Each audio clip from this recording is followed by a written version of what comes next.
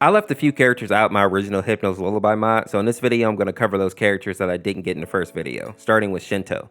Now, first of all, the reason that so many of you wasn't able to really find information about Shinto is because she's actually an original character in this mod, and she's one of only 3.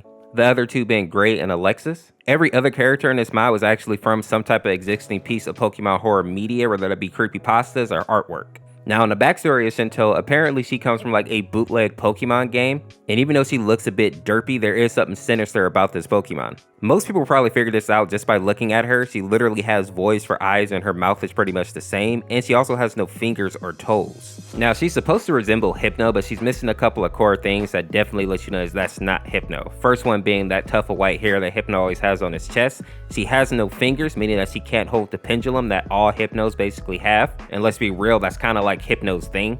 And of course, the features in general are just too misshapen. It almost looks like a puppet instead of an actual Pokemon. Now, up until the end of the song, everything seems to be going okay, but once Gray, and that's the person who's actually battling against Shinto, tries to catch him, that's when things go wrong. We actually see Shinto in the Pokeball trying to break out, and basically what he's saying is that this person cheated. He's not actually supposed to be captured. And this actually leads me to believe that Shinto is not a Pokemon at all. In this bootleg game, he's more of like a demon or something like that. And the reason that I believe that is because I know the backstory of Gray, the Pokemon trainer that actually threw the Pokeball. Now, apparently the developers of this bootleg Pokemon game didn't want to actually code in a trainer, so what they did was they trapped the soul of a little boy into the game and then called that good enough, which in my opinion seems like it would be much harder to capture somebody's soul and put it in a game than to just code one in, but I'm not a coder, so I don't know. Next, we get to see that Shinto is actually broken out of the Pokeball altogether, and now this form looks a lot more sinister. Shinto actually has eyes now, but her body is making all these weird contortions, and the most important thing here is how scared Gray looks. It seems that this has gone from being a regular Pokemon battle to him actually having to fight for his life, because he looks absolutely terrified here. And now that we know that he's actually just a little boy trapped in this game, it makes it all the worse, especially because he keeps telling Shinto to just leave him alone. Even though this isn't an actual creepypasta, it is creepy in its own right. Now, the next character that we have on this list is Jigglypuff in the song Pirin. Now, something interesting about this one is that Jigglypuff actually isn't from a creepypasta, but she's from a popular piece of artwork that we don't actually know who made. But since then, a lot of people have made recreations of it, and it basically looks like this right here.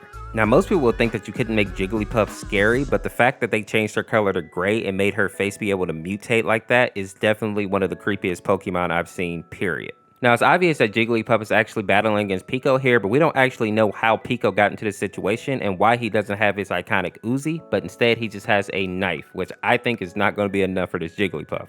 And this idea is kind of backed up by the unused end screen that they actually have for Pico if he loses against Jigglypuff. It was meant to be like a jump scare, and it's actually pretty good. The only thing I wish they would have had here is sound, but since it didn't actually get used, I can imagine they didn't want to waste time making sound for something that was going to be scrapped anyway.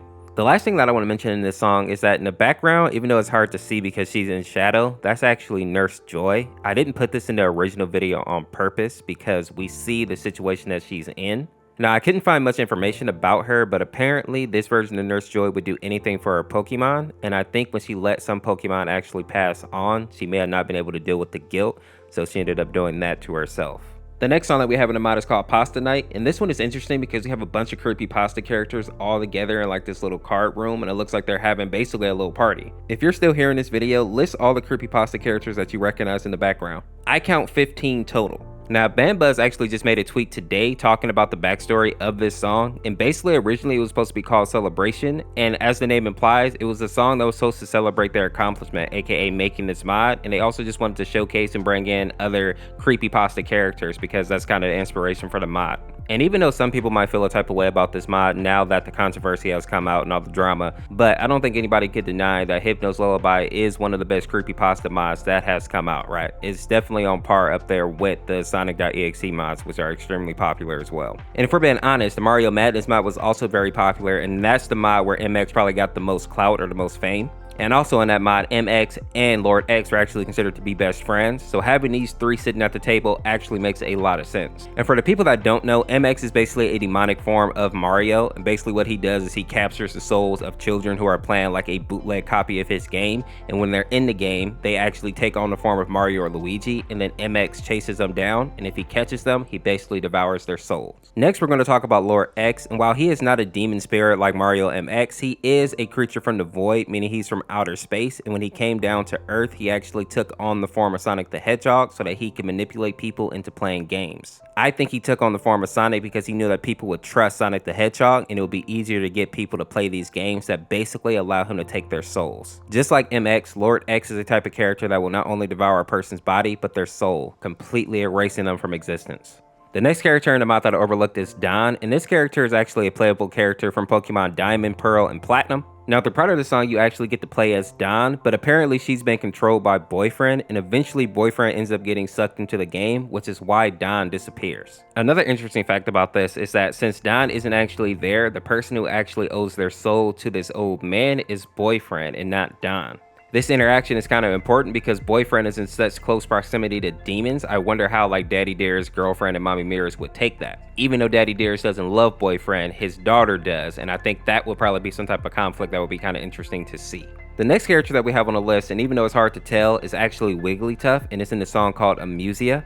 And a fun fact here, amusia is a condition that leaves a person unable to perceive music, which of course would be a terrible fate for a Pokemon that literally lives to sing. And the name of this song actually makes sense when you know the backstory of the creepypasta, which is named Disable.